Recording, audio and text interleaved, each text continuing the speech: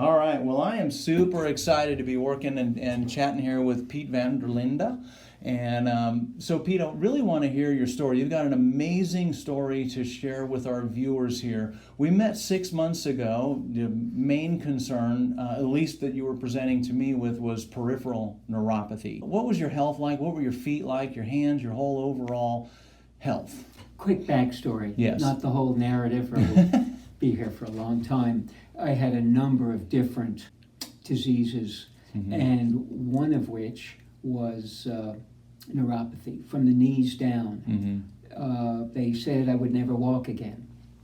I visited multiple neurologists who did multiple tests, and pretty much the consensus, absolutely the consensus is what you see is what you get. Learn to live with it. Well, I wasn't prepared to live with it, and although the prognosis was dismal. And when I stumbled on Dr. Prax, it was really just kind of a last resort for me. And it's about 6 months ago, and miraculously I've done nothing but make steady progress since then. You have an amazing story, and that is of shoes. So I'm just going to zoom in on these shoes, because these are some beautiful looking shoes that you're wearing here today. So the observer right now is wondering, what on earth is he talking about? So tell me the story about the shoes. They weren't always so beautiful. Okay. As a matter of fact, well, I couldn't wear socks. Yeah. And I couldn't wear shoes. Right.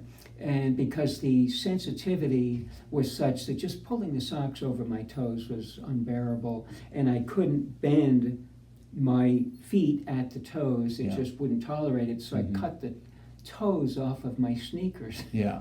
It's a little strange in the middle of winter to have no socks and no toes on your sneakers, but it's the only way that I could even hobble around in my walker at the time. That's right. So yeah, I hope you still have those shoes, because I would love to have those displayed in some sort of case.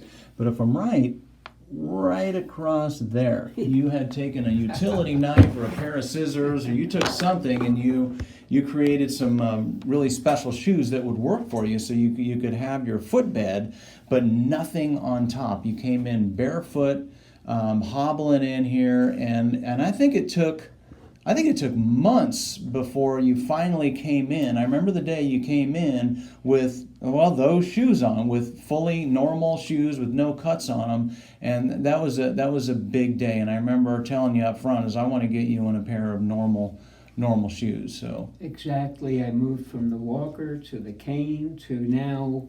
Yeah. Look, Ma, no hands. Wow, it's been amazing. So tell us more about the symptoms. So it was incredible sensitivity of the toes. You couldn't put a sock. Probably a sheet at night was probably hurting. The shoes couldn't bend. Yeah. Yeah, no sheets. Frankly, for a long time I wore very loose kind of clown pants, because just trying to pull the pants over the toes, it was just too much. And it would pains consisted of jabbing, stabbing, spasms, every kind of unpredictable pain that you can imagine. Yeah. Numbness, tingling, and remember, this thing started at my knees and went down. I could feel, and numbness particularly. I mean, you could beat on that thing with a hammer below the knees, and nothing. And how was your balance back then? Oh, horrendous. That's why I needed the walker and then the cane, and I could demonstrate what I'm capable of doing now. Yeah, I'd love to see a demonstration if you're This up is for it. literally a miracle for me, because before my stability was horrendous. There's stiffness, I couldn't bend down. This was an unthinkable thing for me to do. And now it's just, frankly, effortless. Wow, that's a phenomenal squat. I'm not there yet. Next year I'm going to run a 10-miler, period. I got that on film. I'm going to mark you on that. I'm going to mark your words. Mark, 4 minutes and 53 seconds. I got it. The 10-miler. I'll train with you too. That sounds really, really fun. So yeah, you're definitely on your way. I think we talked off camera. You're still got a ways to go. Things aren't all perfect, but I'm happy with what Yeah. I've got. Yeah. It's a miracle, but I'm greedy. I want it all. I want to be able to have absolute full range of motion, and it's incredible. business as usual is my goal. Yeah, awesome. You stated about a month ago those feet are feeling about 60% improvement, which is super exciting from a guy who was told there's nothing that you can do at all. Learn to live with this. You're going to be on a walker and probably a wheelchair for the rest of your life. Right. You've come a long way. When we measured those nerves, we actually measured, is it okay if I share? Absolutely. Okay. We measured a 60% loss of the sensory nerves. They were that damaged. More than half of them were, the function was gone. And last time we measured on the reevaluation, they're now at just 25% loss, which is huge. It's almost a 55% improvement as far as those nerves go. So, it doesn't sound like you were that skeptical. Maybe you were. You said up front, you're like, go ahead. Well, the experts, I Yeah. live in hospitals with specialists. Yeah. And so my ignorant first take on yours was you're kind of a fringe dweller from their perspective. Definitely. But I figured, what did I have to lose? Yeah. And it's been all uphill since then. It's been amazing. So yeah, a lot of, along with that, I'll segue off of that. A lot of people come in skeptical simply because their neurologist and the second neurologist and the PCP and the whole world is really against you, saying there's no way anything can be done.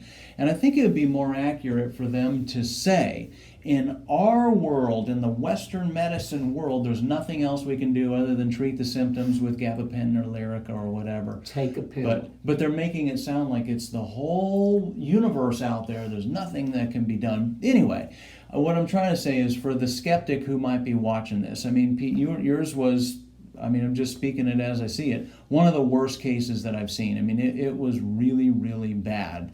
So to the skeptic who's watching, what would you say to him or her?